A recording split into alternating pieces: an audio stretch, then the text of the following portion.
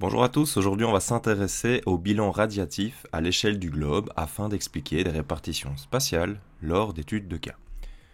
Dans le mot bilan radiatif, il y a tout d'abord radiatif. Cela signifie que notre planète échange de l'énergie avec l'extérieur sous forme de rayonnement électromagnétique. Le mot bilan, lui, signifie que l'on va comparer l'énergie perdue à l'énergie reçue. En fait, notre planète reçoit chaque jour de l'énergie lumineuse de la part du Soleil. Nécessairement, elle doit en perdre autant, sinon la température moyenne augmenterait ou à l'inverse, diminuerait constamment.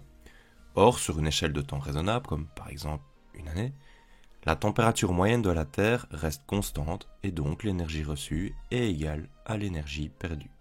Le premier phénomène est celui du réchauffement. Il est dû au Soleil qui nous envoie des rayonnements. Ces rayonnements sont essentiellement dans le domaine du visible et des ultraviolets. Seule une partie de ce qui arrive sur Terre va devenir une énergie thermique. Où vont ces rayonnements ? Eh bien, une partie de cette lumière va être réfléchie et repartir dans l'espace. Deuxièmement, une partie est diffusée dans l'atmosphère, c'est ce qui rend notre ciel lumineux. Troisièmement, les végétaux absorbent également une partie de ces rayonnements pour produire une énergie chimique par le processus de photosynthèse que tu connais sûrement déjà. Et enfin, une dernière partie va être transformée en une énergie thermique par absorption au niveau de notre atmosphère ou du sol. C'est ce dernier processus qui tend à faire augmenter les températures sur Terre. Voici 3 exemples que ton professeur pourrait te demander en lien avec cette matière. Donc tout d'abord, ce serait de connaître le principe du bilan radiatif en faisant référence à la forme de la Terre et à l'albédo. Je vais expliquer ça juste après. Deuxièmement, on pourrait te demander sur une carte de distinguer des espaces où la radiation énergétique est élevée par rapport à des espaces où elle est plutôt faible. Tout ça évidemment encore une fois en référence à la forme de la Terre et à la nature du sol. Tu verras que c'est très important. Enfin, troisième exemple, tu devrais être capable de faire référence au bilan radiatif pour expliquer une répartition spatiale quelconque. Tout d'abord, l'albédo c'est quoi ? Eh bien, c'est la part de rayonnement que chaque matière réfléchit.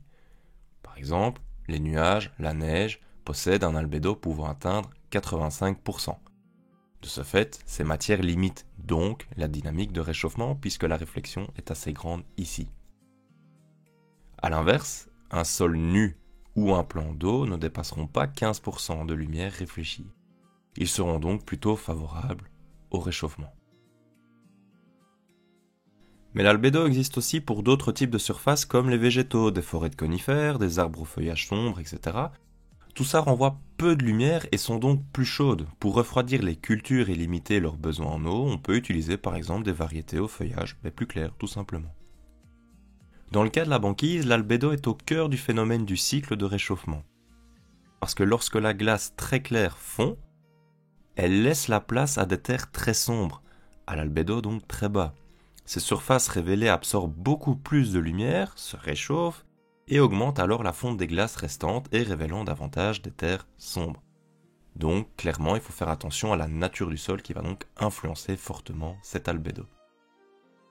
Le deuxième phénomène est un phénomène de refroidissement par émission de rayons infrarouges.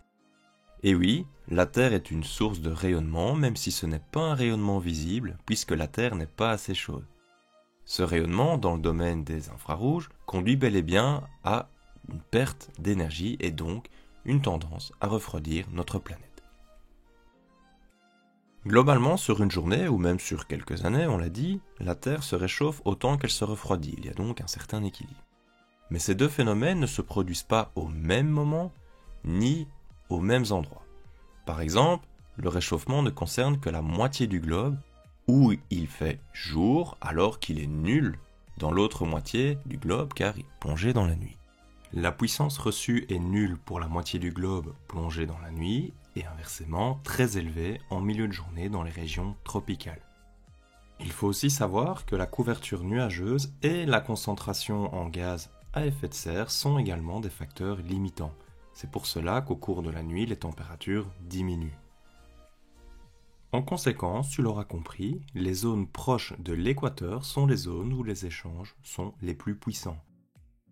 Si l'on fait maintenant un bilan par zone géographique, on constate que le réchauffement va l'emporter sur le refroidissement au niveau des zones intertropicales, alors qu'au pôle, c'est exactement l'inverse. Pour résumer, on peut donc retenir que notre planète se réchauffe plutôt par l'équateur et se refroidit plutôt par les pôles. Sur une carte, ça nous donne ceci, on voit clairement que le bilan radiatif ici est nettement plus important au niveau de l'équateur et bien plus faible au niveau des pôles. On sait désormais que dans une échelle de temps courte, la Terre, par absorption ou émission de rayonnement, se réchauffe autant qu'elle se refroidit car il y a une rotation de la Terre. On sait aussi qu'il y a des zones et des moments où le réchauffement l'emporte et d'autres où c'est plutôt le refroidissement. Il y a donc un certain équilibre. Cette dynamique d'échange est en fait le moteur de tous les phénomènes météorologiques que nous connaissons aujourd'hui. Comme dans tout système possédant un côté chaud et un autre froid, les températures ont donc tendance à s'équilibrer.